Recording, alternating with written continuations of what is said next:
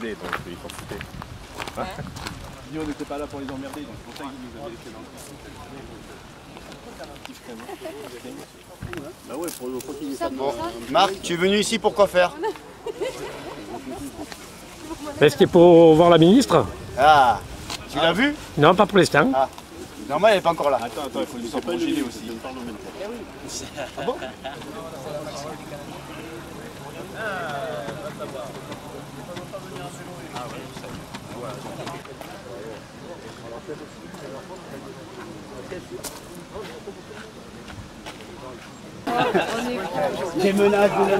Donc voilà, les gilets jaunes sont invités par la gendarmerie, mais ils ont un périmètre qui est très limité.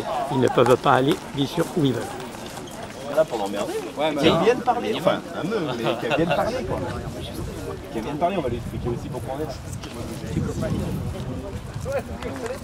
On fait rien, on a de l'honneur. Il y en a d'autres qui n'en ont pas beaucoup. J'aime pas les gyrophares.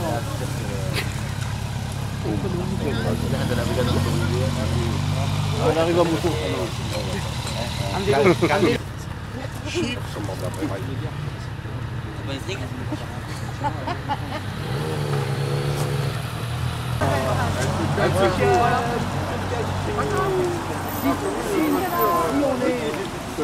Eh, les véhicules sont interdits, donc ils sont regards.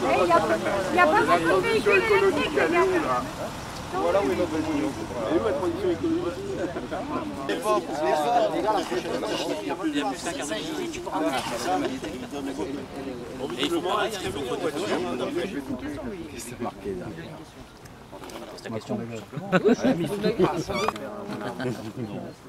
C'est bien qu'il fouille, on peut pas. Oh, il y en a encore. Ah, j'ai voté l'interdiction de la fessée. Pendant que les mecs votent l'interdiction. Ça va? Ça va? Et de vos revendications, parce qu'elles sont souvent un peu différentes quand même en fonction des territoires. Donc voilà, donc elle arrive et on aura à peu près largement 10 minutes pour échanger avec vous. Si jamais il y a besoin d'un peu plus, on restera. On va pas pouvoir rester 1h30 parce que malheureusement il faut qu'on retourne à Paris parce que se lancent à partir de ce soir les réunions pour mettre en place les concertations qui vont être menées partout sur le territoire. Donc voilà. Écoutez, elle vient vers vous, elle vient vous parler. Si vous avez des questions, s'il y en a un ou deux qui veulent prendre la parole en particulier pour pas que ce soit un roi complet, mais que vraiment on sache ce qui vous intéresse, etc., elle est à votre disposition. Voilà, elle arrive. Bonjour. Bonjour, je suis Emmanuelle Vargon, je suis secrétaire d'État. Je suis venue pour signer un contrat de transition écologique, c'est-à-dire c'est un outil dans lequel des entreprises, notamment EDF, mais pas que, et puis vos élus s'engagent pour le territoire. C'est un partenariat à 200 millions d'euros pour le territoire ici, pour les 2 intercommunalités. C'est pour ça que je suis venue, parce que je pense que c'est important de montrer aussi qu'il y a des actions concrètes. Ça, c'est de l'argent qui va créer des emplois, qui va créer de l'activité. Et je pensais normal de venir discuter avec vous, donc voilà. Bon, moi j'ai une question, je voulais savoir qu'est-ce que l'État compte faire pour aujourd'hui pour le pouvoir d'achat des Français, qui est en nette diminution à cause de toutes les taxes diverses que votre gouvernement a mis en place. D'abord, comme vous le savez, le gouvernement a dit on annule la taxe carbone, elle ne se mettra pas en place au 1er janvier, ça a été dit hier par le Premier ministre. Donc ça c'est vraiment un geste pour dire on a entendu. Après ce qu'on dit c'est le reste, il y a beaucoup de questions autour du pouvoir d'achat, autour des salaires, autour des transports, du logement. Et donc on propose d'ouvrir un débat, pas très longtemps, mais pour avoir le temps de poser vraiment les problèmes, bien comprendre par quel bout il faut les prendre et pouvoir ensuite construire des solutions qui peut-être seront locales parce que les questions de transport elles ne se régleront pas depuis Paris ou depuis ailleurs et peut-être seront nationales parce que si c'est une fiscalité différente, si c'est des aides qui sont organisées différemment, tout ça in fine ça sera national, mais il faut qu'on le construise en comprenant mieux les besoins, les attentes et qu'on ne passe pas à côté avec des trucs qui nous paraissent très bien et qui en fait sont à côté de la plaque. Donc c'est pour ça qu'on fait ces débats. D'accord. Pourquoi taxer les Français sur le carburant en augmentant le carburant et ne pas taxer les gros lobbyistes comme les croisiéristes ou les avions, les compagnies aéronautiques, etc. Alors les avions, je pense qu'on c'est le plus gros pollueur hein, ouais. en passage. les avions ça pollue beaucoup, chaque avion pollue beaucoup proportionnellement, mais après si vous prenez la masse des voitures, elle pollue plus que la masse des avions. Mais surtout les avions. On a beaucoup plus de voitures. On a beaucoup plus de voitures qui circulent que d'avions. Oui, proportionnellement, les émissions de gaz à effet de serre, c'est d'abord les transports et le bâtiment, et dans les transports, c'est d'abord les voitures. Mais après, les avions, c'est une convention internationale, c'est une convention de l'après-guerre de Chicago. Donc en gros, il faut aller renégocier une convention internationale. On ne dit pas que c'est impossible, on dit juste qu'on ne peut pas le faire en 24 heures. Et pensez-vous qu'avant de vouloir taxer, de prendre des lois sur le carburant, sur les citoyens, plutôt aller renégocier ça? De toute façon, on a entendu que la taxation sur l'essence et sur le gazole, c'était pas acceptable aujourd'hui parce que c'est trop difficile et c'est la raison pour laquelle on la retire. Voilà, on vous a donné gain de cause, le mouvement a porté cette parole, le gouvernement l'a entendu. C'est possible quand si on peut descendre le prix monter le prix du gaz, pas le monter, le laisser là où ce niveau, descendre au niveau de l'essence, la transition se fera aussi. De toute façon, maintenant, le gazole et l'essence, ils sont à peu près pourquoi pas enlever des taxes sur l'essence? De toute façon, pour l'instant... Non, mais répondez. Les taxes, pourquoi pas? Parce que les taxes servent à l'État. L'État, c'est tout le monde. Non, mais l'État... On pourrait diminuer le prix de l'essence et le gazole le laisser à ce niveau. Non, mais l'État, c'est tout le monde. L'argent de l'État, c'est l'argent qui paye les routes, c'est l'argent qui paye les écoles, c'est l'argent qui paye la santé. Et après, la question, c'est où on les prend, les taxes. On peut ne pas les prendre sur l'essence ou sur le gasoil. C'est que l'État, il cherche on les prend sur la consommation, on les prend sur les revenus. Ça, c'est la question de savoir c'est quoi la justice fiscale. Et on a dit qu'on était prêt à ouvrir vraiment cette question pour remettre sur la table où est-ce qu'on taxe, où est-ce qu'on taxe pas et comment on taxe.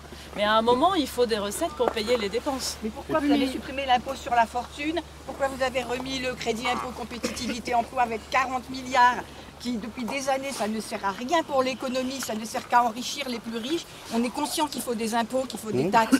Maintenant, c'est la répartition le problème. Le problème, c'est que c'est toujours le peuple qui paye et que, par exemple, l'impôt sur la fortune, pour les 100 plus riches du pays, ça leur a donné plus d'1 million chacun. Ils n'en ont pas besoin. Ils vont rien faire avec, ils vont pas consommer avec, ils vont spéculer avec. Nous, ce qu'on veut, c'est une répartition des richesses. Et Macron, depuis qu'il est au pouvoir, monsieur Macron, il n'a fait que faire des cadeaux aux plus riches, des cadeaux fiscaux de toutes sortes. La liste, elle fait, il y a au moins 2500 cadeaux fiscaux pour les plus riches et pour nous. La première mesure qui a été prise, c'est de nous gratter 5 € d'APL, c'est d'augmenter la CSG. Moi, je suis retraité 1,7% pour les retraités. Mais pourquoi il ne va pas taxer là où il y a de l'argent? Alors, il nous dit qu'ils vont s'en aller, mais je suis désolée. Ça, je n'accepte pas cet argument. Parce que moi, je viens de la Seine-Saint-Denis, et quand il y avait on dit qu'il y a des délinquants, il n'y en a pas plus qu'il y a... Enfin, bon, bref. Quand les délinquants, on ne dit pas « Ah, mais les délinquants, si on leur donne pas, si on les choisit pas, si on leur donne pas ce qu'ils veulent, ils vont continuer à tout casser. » Les plus riches, on cautionne la délinquance des plus riches, on cautionne la délinquance fiscale en disant on supprime l'impôt sur la fortune pour pas qu'il y ait de l'évasion fiscale. Je suis désolée, c'est là les mesures, nous on le sait. Non mais d'abord le gouvernement il a remis de l'argent aussi pour les personnes en difficulté, pour les personnes les plus modestes. Il y a le plan école, il y a le fait de dire que les petits déjeuners sont gratuits à l'école. Excusez-moi madame, arrêtez de parler comme un livre. Arrêtez parce qu'on vous écoute, j'écoute tous les débats depuis le début. Vous répondez des réponses préconstruites comme si on vous avait rien dit. Alors répondez à la question qu'on vous pose, pas avec le programme, les éléments de langage. Vous me dites, il n'y a pas d'argent. Vous me dites, il n'y a pas d'argent pour les plus modestes. Et moi, je vous dis si le gouvernement a remis de l'argent pour les plus modestes. Oui, mais on va aller jusqu'où comme ça? Il y a tout qui augmente, il y a tout qui... C'est le chat qui se mord la queue. Et le SMIC, qu'est-ce que vous comptez faire pour le SMIC, madame? L'écologie, elle ne peut pas tout faire. Eh bien oui, mais bon, ils nous ont augmenté les retraites, novembre et décembre. Et après, au mois de janvier, la taxe, parce que c'était équilibré, les comptes de retraite. Alors, ils ont été piqués là-dedans. Ils ont mis la taxe au mois de janvier. Moi, j'ai vu ma retraite augmenter 2 mois. Et le mois d'après, au mois de janvier, elle a baissé. C'est normal. Non mais les impôts, on a bougé plein de trucs. On a baissé les cotisations sociales, on a baissé la taxe d'habitation. Mais pour les retraites, vous ne faites rien. Pour les entreprises, On a aussi besoin que les entreprises soient un peu compétitives en France, sinon les emplois s'en vont. Pas grave, on a vu. c'est pas grave que les emplois s'en aillent. Mais nous, on acceptera de vivre moins bien si c'est équitable. Si c'est équitable, les gens accepteront moins. Mais ça, je suis d'accord avec ça. Je suis d'accord avec ça, que les impôts, c'est pas possible si c'est pas juste et si c'est pas équitable. Et c'est la raison pour laquelle on l'arrête, la taxe carbone. Et c'est la raison pour laquelle on dit, ok, on va revoir les impôts. Madame, excusez-moi, on va élever le débat quand même. On attend de gens comme vous qui sont censés représenter l'élite d'un pays. Vous êtes l'élite d'un pays. Vous êtes l'élite intellectuelle. Quand vous faites des grosses réunions, c'était pas la peine de vous réunir. Vous m'envoyez un SMS, moi je vous renvoie les SMS, augmenter les taxes. Pourquoi? Qu'est-ce que vous proposez? Moi je voudrais être ébahi devant vos décisions, c'est-à-dire être vraiment à réfléchir pendant des heures. Vous avez comme seule solution à chaque fois d'augmenter les taxes. Mais c'est une misère intellectuelle. Vous croyez que dans ce pays il n'y a pas plus d'intelligence que ça? Vous croyez qu'il y a des gens qui ne sont pas capables de trouver des solutions très élaborées? Vous avez qu'un seul truc, on augmente les taxes, c'est d'une pauvreté, mais c'est la misère franchement intellectuelle. Allez chercher les Hauts-Freins, les Rioux, les Finkielkraut, des gens qui réfléchissent. Vous en faites pas, ils en trouveront des solutions. Eh bien très bien. La question c'est comment on trouve des solutions. On démarre dans une semaine, on s'assoit, on se parle et on va essayer d'inventer des solutions plus équitables. Et c'est ce qu'on va faire. Pour votre grandeur personnelle, faites-le. Laissez votre nom dans les livres d'histoire. Faites quelque chose. Dans 10 ans, personne ne saura votre nom parce que vous n'aurez rien fait. Comment est-ce qu'on peut arriver au fait d'un pouvoir pour pas laisser son nom dans les livres d'histoire? Vous n'avez pas d'ambition. C'est ce que je comprends pas chez vous. Les ministres, les députés, tout ça, ils n'ont pas d'ambition, ils n'ont pas de fierté. C'est ça qui me désole. Ils veulent laisser leur nom sur des immeubles. Mais inventer quelque chose, madame. On est en 2018. Inventer quelque chose qui nous surprenne, qui soit extraordinaire. On est prêt à avoir moins. Je vous garantis, si c'est beau et si c'est grand. Et là, c'est d'une pauvreté, c'est misérable. Voilà. Oh, j'ai un problème, j'augmente les taxes. Moi, je vais aller voir mon patron. Bon, vous m'augmentez, viennent d'augmenter. Ça marche pas, madame. Ça marche pas. Madame la ministre, d'accord. Alors faites quelque chose. Vous poser une question, faites quelque chose. Pour vous, pour votre truc à vous, pour votre émulation personnelle, faites quelque chose. Vous vous rendez quand même compte qu'on a dû en arriver à ce que vous augmentez les taxes pour que les Français descendent dans la rue, manifestent, fassent du désordre, avant que vous disiez « Ah, il y a peut-être un problème ». Est-ce que vous trouvez que ceci c'est normal? Est-ce que votre rôle il n'était pas, avant de créer ces taxes, de vous dire est-ce que le fait d'augmenter ces taxes, ça ne va pas créer des soucis? Ça ne va pas rendre les gens plus pauvres, parce que certains ont des gros problèmes financiers à cause des taxes que vous avez créées quand même. Et aujourd'hui, le gouvernement est quasiment obligé de faire machine arrière. C'est pas normal. Je vais vous dire, quand on regarde l'équation globale. Je suis désolée, vous allez me laisser faire les 2 phrases que je veux faire et après vous me direz que je parle trop compliqué et j'essaierai de le dire le plus simplement possible. On n'est pas compliqué, on n'est pas con, on va réussir. Mais c'est madame qui me dit que c'est trop compliqué. Non, trop compliqué. Je dis que c'est comme que c'est déjà. Je vais faire mes 2 phrases.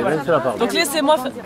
Quand on regarde, quand on a pris des décisions globales, on a vu d'un côté des baisses de taxes et de charges, de l'autre des hausses, et on s'est dit, bon, en gros c'est équilibré, c'est équitable. Et on n'a pas compris que ça tombait pas vraiment sur les mêmes, on n'a pas vu qu'il y avait des gens pour lesquels on empirait la situation. Et c'est la raison pour laquelle on est prêt à dire maintenant, on annule la taxe sur le carbone, et on revoit globalement toutes les taxes, pour voir comment est-ce que la fiscalité elle est posée dans ce pays et comment on a une fiscalité juste et comment tout le monde contribue. C'est ça qu'on dit aujourd'hui. Est-ce qu'on aurait pu le dire sans mouvement? Ça aurait été mieux qu'on n'ait pas un mouvement qui crée ce désordre. Il y a eu de la violence, il y a eu des blessés. On ne peut pas être satisfait de ça. Mais on le dit maintenant et c'est ça qu'on dit pour la suite. Maintenant, tout ce QI que vous avez, que nous on n'a pas, vous ne pouvez pas le mettre ensemble. Vous pouvez. D'abord, on est plus intelligent à plusieurs que seul, et c'est pour ça qu'on veut dire on va s'asseoir et discuter. Pour voir de sortir la France d'impasse sans faire des conneries, des machins, des trucs. On va essayer. C'est bien ce qu'on va essayer de faire là, dans les semaines qui viennent. De dépenser de l'argent à droite à gauche, un déplacement de Macron, ça fait peut-être 20 fois ou 30 fois ma retraite pendant 20 ans. Voilà. Là, en tout cas, c'est un déplacement en une journée. Il y a 200 millions à la clé. Je pense à rentabiliser le déplacement. D'être venu avec la journée, avec tous les gens qui vous entourent, le service d'ordre mis en place, le fait que les citoyens puissent pas arrêter les conneries. Utiliser le pont du Gard qui finance avec leurs impôts locaux. Comment vous justifiez et à quel coût est votre déplacement aujourd'hui? Par rapport à ce que ça va censé ramener comme... Est-ce que ça ramène ces 200 millions d'euros pour le territoire. Et le coût du déplacement, c'est pas 200 millions d'euros. À mon avis, c'est un coût très élevé, mais j'aimerais savoir à peu près une fourchette de. C'est pas élevé, oui. Pour information, le pont du Gard est ouvert aujourd'hui, il n'est pas bloqué pour le Ah bah moi je vais aller sur le pont du Gard tout de suite, on n'a pas voulu, mais c'est pas. On a été un peu parqué.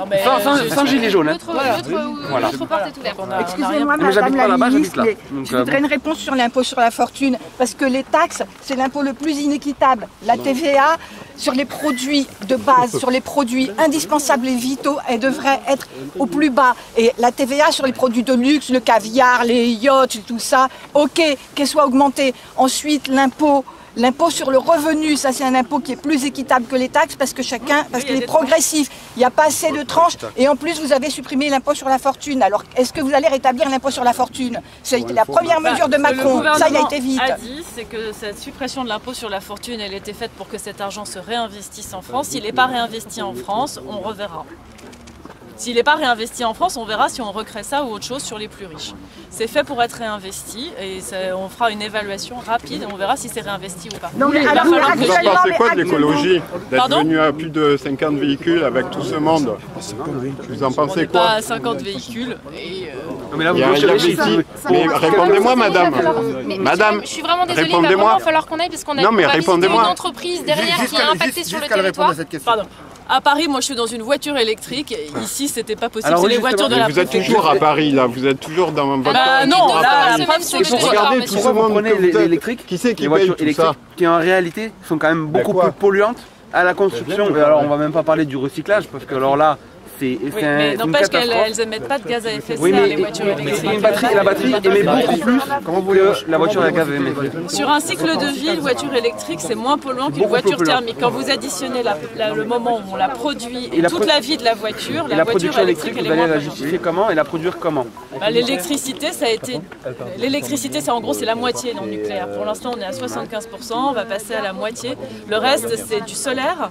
C'est des éoliennes, c'est toutes les énergies renouvelables et c'est aussi de la richesse en France. Les éoliennes ne sont pas 100% écologiques. Rien n'est 100% écologique, mais c'est quand même l'une des énergies les plus écologiques qu'on ait, l'éolienne et le solaire. Dire que les voitures électriques sont moins polluantes, c'est quelque chose qui a été prouvé que c'est totalement faux. À la production, c'est équivalent, mais à l'usage, dans un cycle de vie de voiture, une voiture électrique, c'est moins polluant. Et vous oubliez quand même le recyclage du véhicule, qui fait partie effectivement du cycle que vous citez, qui est beaucoup plus polluant que le reste. Il y a plein de projets d'innovation. Je vais vous donner un exemple. La semaine dernière, et après, il faut vraiment que j'y aille. J'étais dans une commune qui est en Normandie, qui s'appelle Malonnais. Une petite commune qui travaille sur la transition écologique. Elle éclaire son église avec un panneau solaire. Et pour stocker l'électricité dans la journée, ils ont un truc de stockage qui dure 8 heures. Ils utilisent une vieille batterie électrique Toyota. Ils ont un partenariat, ils réutilisent la batterie qui ne tient plus dans la voiture, qui est réutilisée pour connecter le panneau solaire et faire en gros que le soleil de la journée éclaire l'église la nuit. Donc il y a plein de solutions. De quelques milliers de batteries qui pourraient être réutilisées. C'est un début.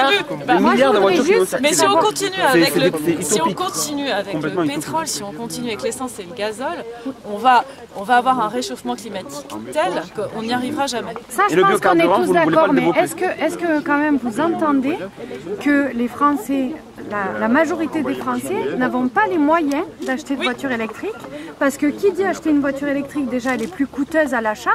En plus de ça, il faut louer une borne à vie. Il faut louer le temps, voilà. On loue. Mais après, il n'y a plus de carburant. Vous payez 10 € par mois d'électricité. On la paye cette électricité. Oui, mais c'est à peu près. Donc il faut faire un crédit pour acheter une voiture, louer cette batterie, plus acheter l'électricité.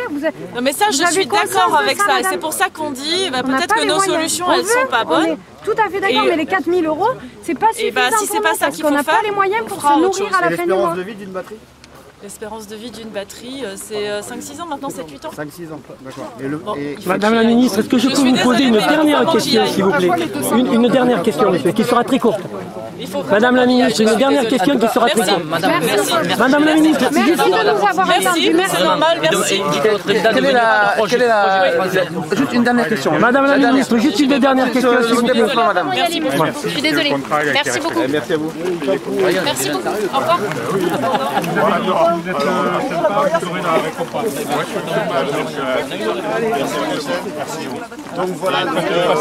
En tout cas, on a pu s'exprimer et je pense qu'on a été entendu. entendu. Maintenant, est-ce que ça va porter ses fruits? Je ne sais pas. Mais en tout cas, elle a quand même fait un pas vers nous, vers le peuple. Et elle est venue quand même nous écouter et répondre à nos questions. Donc c'est quand même du positif, malgré tout. Même si on aurait voulu avoir affaire au président ou à son Premier ministre, c'est déjà un premier pas. Juste une petite chose, c'est qu'on était quinzaine, 9 camions de CRS, autant de partenaires de gendarmerie, 6 motos, leur véhicule de cortège. Je pense que c'était énorme pour une personne et une signature. Voilà, on est au Pont du Gard. On n'a pas besoin qu'une dame se mette en valeur dans la région, dans notre malheur. Voilà. Au Pont du Gard, où la secrétaire d'État à l'écologie est venue signer un accord. Maintenant, tout s'est très bien passé. Donc, lors du discours de la secrétaire d'État, il y avait une quarantaine de gilets jaunes qui sont restés tout à fait. Ils ont pu poser leurs questions. Madame la ministre a très bien répondu, je veux dire. Elle a essayé son temps était limité. Elle n'a pas pu répondre à tout le monde. Maintenant, vous ferez votre opinion en regardant directement cette vidéo. Après avoir parlé avec la chef de cabinet, normalement les 200 millions qui ont été votés seront uniquement pour le territoire du Gard rhodanien et non pas au niveau national. Donc du coup ça va permettre, j'espère, à nos entreprises, notamment celles qui étaient en sous-traitance avec EDF, qui ont perdu plus de 9 millions dans l'histoire, plus celles derrière qui ont perdu plus de 2 millions de chiffre d'affaires. Donc du coup j'espère qu'ils en verront une partie de ce gâteau et qu'ils pourront derrière aussi voilà, retrouver d'autres contrats autrement et faire vivre leur entreprise locale. Voilà, merci. Vous pensez quoi de du budget de 200 millions répartis sur la communauté des Gard? C'est-à-dire, au niveau écologique. C'est une bonne. Non, mais ça, disons, il faut redynamiser au niveau économique le territoire. Est-ce qu'on aura une visibilité sur cette répartition de 200 millions? J'espère, parce que pour l'instant, c'est un contrat, comme la transition écologique, mais ce n'est pas du tout ce qu'il y aura derrière en plus pour l'instant. Très bien, donc il n'y a pas de visibilité, il n'y a pas de transparence. C'est des réflexions, il faut faire une entreprise et tout ça, mais pour l'instant, j'espère qu'il y aura des retombées. Et parce que ça dépend de vos compétences, la communauté des communes du Gard? Ah bon, c'est-à-dire oui. L'écologie, parce que je pensais que les compétences du Gard étaient l'éducation. Non, mais oui, mais aussi, c'est parti, tout ça est parti de la fermeture à Saint-André-d'Aramont, centrale thermique d'Aramont, qui a entraîné une perte de 4 millions d'euros pour la communauté de communes du Pont du Gard. Plus les 9 millions des entreprises locales, plus les 2 millions... Tout ce qui était avec. C'est ça, tous les donc c'est la communauté de communes, si rien ne se passe, la communauté de Pont du Gard, elle est condamnée. Dans 5 ans, elle disparaît. C'est-à-dire qu'elle va être absorbée par Bagnols, par Nîmes, Avignon, l'agglomération de Bagnols. Tout à fait. Donc il fallait impérativement... Alors là, ce contrat-là, on espère qu'il va permettre de revitaliser le territoire, une entreprise qui dit entreprise de l'emploi et puis des ressources fiscales. J'espère aussi. C'est quand même quelque chose à longue échéance, parce que malheureusement, ça n'a pas tombé comme ça du ciel. Oui, c'est sur du long terme. Oui, c'est sur du long terme, mais du travail... Il fallait commencer par ça. D'accord. Ces 200 millions d'euros, si ça peut permettre... Pardon. Si ces 200 millions d'euros peuvent permettre aux entreprises justement qui t'en font en ce moment-là avec la centrale d'Aramont, si ça peut leur permettre de faire une transition vers quelque chose d'autre aussi. Ça reste un peu tout ça en réflexion. Qu'est-ce que c'est ces 200 millions d'euros? C'est de l'argent qui va être réparti, qui va être donné, d'où ils viennent? Ah, c'est pas, c'est des apports entre l'État, les entreprises privées, les créateurs d'emplois, tout ce qui va, toutes les patronat et État. Mais ils sont là ou c'est une? Oui, mais l'État c'est le peuple. C'est ceux que non, c'est pas l'argent qu'on dit. Voilà, maintenant vous avez 200 millions. C'est l'argent qui va être insufflé sur le territoire dans les années qui viennent, par le biais de projets qui vont être mis en place dans le cadre du contrat. Dans lequel vous travaillez aussi, avec les maires des acteurs. Oui, voilà, mais pour l'instant, il n'y a pas d'argent. Mais pour l'instant, c'est juste. Tout à fait. Voilà, il n'y a pas de réalité de terrain, il n'y a pas de. Arrivé 200 millions. Notamment, du coup, centrale, vous avez une notion de normalement, on parlait de recyclage dans quelque chose de propre et tout, mais... Oui, mais pour l'instant, il faut compter à 10 ou 12 ans pour avec ça démanteler. Tout à fait, parce que voilà, C'est pas sur des courts termes de 1 an ou 2, c'est sur une dizaine d'années. 10 ans, 15 ans, voilà, tout à fait, une logistique à mettre en place. Mais avant que tout soit démoli, il faut 10-12 ans. Tout à fait. Et les 200 millions d'euros, c'est sur combien ils sont étalés? Ça, il n'y a rien. Ah, il n'y a rien. C'est des projets qui vont devoir être mis en place par exemple. C'est nos enfants qui déjà la signature d'un En fait, dans 15 ans, c'est nos enfants qui paieront. C'est pas nous qui allons profiter. C'est pas nous. Non, non, tout à non. fait. Et j'ai une dernière question, vous dites que vous nous soutenez. Est-ce que si on a besoin d'une salle pour se réunir au chaud avec du monde, est-ce que vous Ça, c'est plus délicat. Parce que les salles communales, moi j'ai une exposition lorsqu'il y a des élections, parce que c'est la loi démocratique, tout ça. Par contre, pour des manifestations, même si je pense qu'elles sont fondées, c'est plus délicat. Non, c'est pas une manifestation, si c'est pour les gilets jaunes, veulent se l'Assemblée réunir. générale. Une assemblée générale des gilets jaunes. Rue d'Avignon, excusez-moi. Rue d'Avignon, vous avez une salle qui sert aux retraités, qui peut être adaptée pour nous accueillir, et qui sert aussi quand le centre de loisirs ferme le vendredi de quinzaine de mois. Donc c'est une salle qui peut être appropriée à nos âgés. Non, parce que vous n'êtes pas une association. Moi, les salles municipales, j'ai mes dispositions des associations. Oui, mais et en tant que remolinoise, vous dites que vous nous soutenez. Non, mais concrètement, comment vous nous soutenez? De votre place de maire, ce que vous pouvez faire pour nous soutenir, c'est nous donner une salle. Mais non, on ne peut pas être associatif. Et si se passe quelque chose dans la salle quand vous êtes en réunion? Je ne sais pas moi, un incendie, un accident... Écoutez, mais on peut présenter une assurance d'un citoyen. Moi-même, remoulinoise, si, je sais comment ça fonctionne, les associations associatives. Je vous présente mon assurance, s'il y a un problème, on se retourne contre moi, contre les assurances. Il y a juste à mettre en place. Il faut être sûr que votre assurance individuelle accepte de couvrir un événement. Écoutez, si vous voulez, je me renseigne. Renseignez-vous. Bon, alors si ça marche avec l'assurance, vous nous prêterez une salle? Non, je ne peux pas m'engager là-dessus. Voilà. C'est vous qui n'avez pas envie, tout simplement. Non, mais c'est clair, il n'y a pas de souci, monsieur. C'est clair. Oui, mais ça, c'est plus compliqué. Mais alors, qu'est-ce que vous faites concrètement pour nous soutenir? Qu'est-ce que vous voulez que je fasse de plus? Moi, je ne m'engage pas plus que ça. Non, mais de votre place de maire, il y a des députés, de leur place de député, prennent la parole à l'Assemblée nationale pour nous soutenir. Parce qu'il y en a qui dorment la moitié. Non, mais il y en a qui prennent la parole. moitié dorment. De votre place de maire, vous êtes le maire, nous sommes remoulinois. On en reparlera. On viendra vous voir. Vous avez pu poser des questions au maire de Remoulins, justement en lui demandant si la possibilité d'avoir une salle pour faire votre réunion. Qu'est-ce que vous en tirez de cette demande? Eh bien, écoutez, on a pu poser tous les arguments qui étaient de notre côté afin de pouvoir bénéficier d'une salle. La réponse a été non. Non, ça a été clairement dit, il n'a pas envie de nous mettre en place une salle. Parce que les salles sont apparemment, ce qu'on a pu entendre, réservées uniquement à des associations, c'est ça? D'accord. Et même en fournissant une attestation d'assurance, ils ne veulent pas. L'assurance en tant que remoulinoise, on n'a pas le droit de pouvoir bénéficier de ça. Par contre, on peut faire des mariages et tout. Le type des Gilets jaunes, c'est pas de faire une association, c'est le peuple qui parle.